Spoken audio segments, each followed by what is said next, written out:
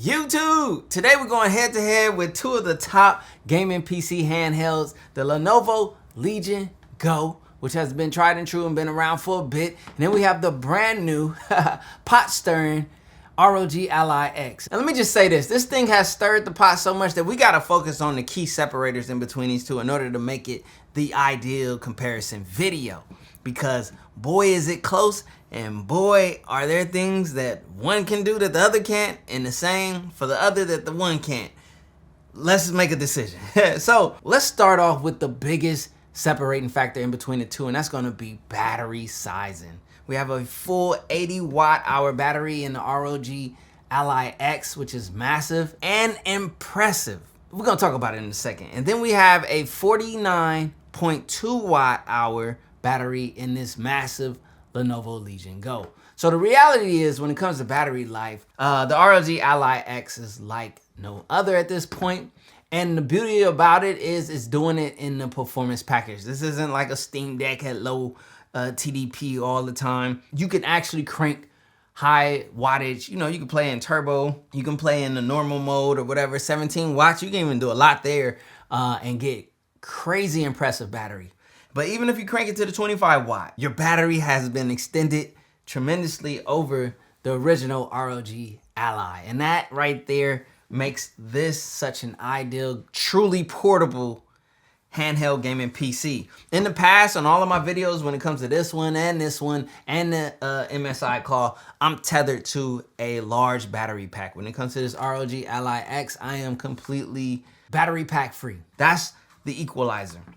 Now, when it comes to the Lenovo Legion GO, just as I mentioned on this device, especially if you choose high wattage, you know, 30 watts and so forth, you're definitely gonna need your battery pack around, because the battery life on here is going to suffer due to that high performance. And that's just in general with most of the current or the, you know, previous handhelds that have a smaller battery sizing with all of this performance. Like if I'm in here and I'm on a custom 30 watt profile, which you can do on battery, which you can't really do here. As far as battery only, the turbo mode is 25 watts, which is solid and it's decent, and it's plenty for you to get good gaming in. And if you want the 30 watts or the higher TDP, you just plug in. But this right here, I have the option to do the 30 watt on battery, but 30 watt TDP on battery and this massive thing pushing this big screen, it's a lot, especially for just a 49.2 watt-hour battery. And with that being said, the battery king as of right now in between these two is the ROG Ally X. The ROG Ally X is beating the ROG Ally and the MSI Claw by a good chunk. It's to the point where this is like what all of these previous gaming handheld PCs should have been as far as battery life and performance and being truly portable. And I mean that for the high performance, high TDP users. So now the second key separator in between these devices is so obvious. It is the screen sizing. Right here on the Lenovo Legion GO, we have an 8.8 inch 2560 by 1600 IPS 144 Hertz Quad HD plus 16 by 10 aspect ratio portrait style screen with no VRR, right? But this thing is massive and this thing looks great. A beauty to game on. Look at this bad boy. Now, when we come over here, we have a smaller 7-inch 1920 by 1080p IPS 120 Hertz touchscreen with VRR. They're both touchscreen, by the way, but this one has variable refresh rate, which changes a lot for this smaller display. So, I mean, if you like bigger, in many ways, and in some ways, bigger is better, especially when it comes to a screen, a portable device. That's why the tribe behind the Lenovo Legion GO is strong, is because of this massive panel. But the thing is, it's a portrait, awkward 16 by 10 ratio. So not every game can, you know, digest it. Not every game is optimized for it. Not everything works on this panel, but outside of gaming, you know what I mean? Video watching, media consumption, web browsing and so forth, this 8.8 inch screen is definitely a major plus. Now, neither of these are OLED, so no advantage to one or the other as far as OLED quality goes, but just as far as sheer size and media consumption and experience, the Lenovo Legion GO 8.8-inch panel for many is gonna like tick that box for sure. But it comes with a trade-off. So despite the weight in between these two actually being quite similar, the ironic thing is that the ROG Ally X is technically heavier at 678 grams versus the 640 grams of the Lenovo Legion GO. And all of that is thanks to that massive 80 watt-hour battery, which I'm welcoming the trade-off of a heavier device for more battery life, without a doubt. But the biggest thing is the size difference in between these two devices. As you guys can see, I can literally put the ROG Ally X inside of the Lenovo Legion GO because this thing is a behemoth.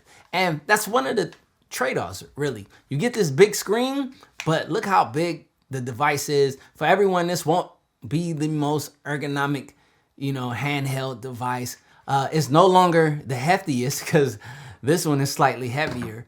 But both of these devices, yield a different experience, user experience when it comes to size and weight and just overall that experience. So for some people, the button layout, the handles, the sizing, the not so ergonomic body of the Lenovo Legion GO probably won't roll as well as the more ergonomic, the not so beefy and chunky design of the ROG Ally X, which I feel like is probably more of the ergonomic favorite, in my opinion, especially for personal use. This is my go-to in ergonomics out of all of the gaming handheld PCs that I've used, even including the MSI Claw now.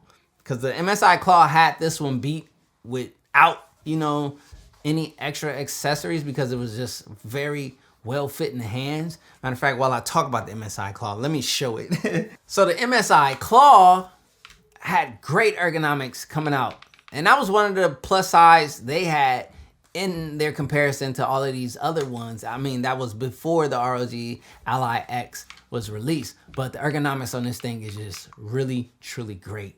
It's just so ideal. You didn't need any extra accessories to help it. And again, there are accessories for the Lenovo Legion GO to, I guess help the ergonomics, but they don't look quite well designed. And I don't know, so I just kept it, stock, even with the trade-off of size and ergonomics. As you guys can see with the ROG Ally, the original one, I added this and this made it perfect. But this is basically what's built into this, as you can see. So ergonomics, size, and weight, in my opinion, the ROG Ally X has the upper hand out of these two because it's far more ergonomic. Even though it's slightly heftier, it fits in the hand and is so much better for those long-term gameplays from an ergonomic perspective in comparison to this thing. The back buttons can be, even though they offer something that's unique that this or any other handheld can't offer you, and that's detachable joysticks with this FPS mode, which I actually liked. I found it enjoyable, a new perspective of gaming in FPS, and that's what innovation is in this market. So the most innovative gaming handheld goes to the Lenovo Legion GO. Okay, so another key separator is RAM. Yes, we have 16 gigabytes of DDR5 7500 megahertz here on the Lenovo Legion GO, but that gets up in the ROG Ally X with a total of 24 gigabytes of DDR5 7500 megahertz RAM capacity in here. So you get an extra 8 gigabytes of RAM if you roll with the ROG Ally X, and whether your game or the things that you use require the extra RAM is going to determine whether this one or that one is better from that perspective of RAM capacity. It's up to you. More the merrier in some and in many cases, but I don't know if it's a deciding factor in between the two. Let me know if it is for you. Now, another area we have to speak on that's a definite separator in between the two is user experience. Your user experience on the Lenovo Legion GO is going to be unlike the user experience on the ROG Ally X, as these both have their own unique user experiences. considering the fact that I've had the Lenovo Legion GO longer, I'll start here. This has been a delightful user experience. I mean, big, beautiful screen, big, beautiful, overall mega gaming handheld PC. Like, it's great, even though it's larger and more cumbersome to travel with. But when you're traveling and you get to your destination, having this big panel, having this kickstand that lays out, being able to do, you know, FPS mode, being able to detach these Joy-Cons, if I can even take them off. Hold on, Blair. All right, being able to take these off right here and giving yourself a totally different user experience. Look at this thing. It just becomes like a screen, like a nice portable gaming panel that you can get busy with right here. You can get some third-party connectivity accessories to help these two kind of become a, you know, somewhat traditional controller-like feel. The FPS mode is also another great, innovative, very innovative experience and take on gaming. And I like it. I like this thing. This thing has been renowned, loved, and appreciated by the gaming community. I do wish that we had a fingerprint sensor for the power button, as we do have on the ROG Ally X and the other two devices. I think doing that instead of having to type in your code at launch would have made the user experience that much more convenient. What's really cool is that the power button reflects the Lenovo Legion logo, which is cool. I like that touch. Design-wise, very unique, very innovative. It's power-packed. The caveat is that at that high power pack, you're gonna drain your battery a lot quicker in comparison to what we're comparing to today. But I mean, if you don't mind having some type of power around and tethering yourself, I mean, the beauty about this thing is this was one of the first and only ones to have the two USB-C. This one actually is the only one to have USB-C 4 in both places. And being able to like plug in down below or up above creates a lot of great situations for when you have to tether. Sometimes holding your device like this and having the cable come from the bottom is a lot less, you know, cumbersome than it coming on top and bending over. A lot less stress on the cable. If there are docks out there, I mean, I don't have one, but if there are docks that utilize and take advantage of this placement, it just creates a lot more convenient of a situation. Now, one thing to keep in mind, I'll be honest, when these fans kick up, and this is something that's, I guess, kind of been common with Lenovo, is they can have a slight little whine, nice high pitch to them and so forth. But yeah, fan noise is a bit more evident on the Lenovo Legion GO in comparison. But let's talk about this newly released ROG Ally X and its user experience. As you guys see me use the convenient fingerprint sensor right there. But just a very well designed, or redesigned, shall we say, of a current design, but with all of the improvements that that current design needed. That's why it's beautiful. That's why it's not the ROG Ally 2. This is just the X, you know, so you got the same panel as the previous one. You got a slightly bigger and beefier body, slightly heftier because we have a massive battery. And the battery is the star of the show when it comes to the ROG Ally X. That's not the only star, but that's the big star. That's the singing star, especially in user experiences. The fact that now I don't worry about tethering to my massive, you know, portable battery. Let me show you what I was carrying around everywhere I went when I would game with all of these other devices. And I still will carry it. Yeah, yeah, I was rocking this big heavy bad boy just so that way I could just game as long as I want to for the most part until I reach fatigue versus me having, you know, to stop due to the lack of battery. Now there are smaller, you know, options out there. This is old. There are newer ones and more slimmer ones, and they all are beefy for the most part, especially if you want a lot of, you know, battery power. But, you know, being able to just be like, you know what, I could leave that joint, I could go upstairs, I could just chill, do it. I could do that here, but only for so long, obviously. And that's the point of the massive 80 watt-hour battery being like the star of the show when it comes to the ROG Ally X. Not only that, even on battery, even at the lower modes, having a slightly higher TDP versus like the previous one, and that's just giving you a little bit more power. They optimized this thing a bit more. They did a lot of subtle things. The newer joysticks, I love them. No, they're not the Hall effects that everyone raves about on the Lenovo Legion GO, but these are really, really good. I'm playing very close to the way I typically would on a normal controller on my gaming PC, and that means everything to me. Oh, I now am using my micro SD card slot. I'll update you guys on that if anything changes, but I do have that installed. I also have upgraded this one to a massive 4 terabyte 2280 M.2 SSD with the addition of that 1 terabyte right there. So a total of 5 terabytes in this bad boy right here. I'm definitely gonna be loaded on a lot of games, all of my games, and I'm gonna be doing a lot of gaming on the ROG Ally X from a user experience perspective, and that kind of like tells the story versus this one. Now we got VRR over here. We got a lot of things that like really make sense in gaming in comparison for the ROG Ally X over the Lenovo Legion GO. Battery life, VRR panel. No, it's not as high resolution or as high dense, but you're gonna always tone this one down more than likely.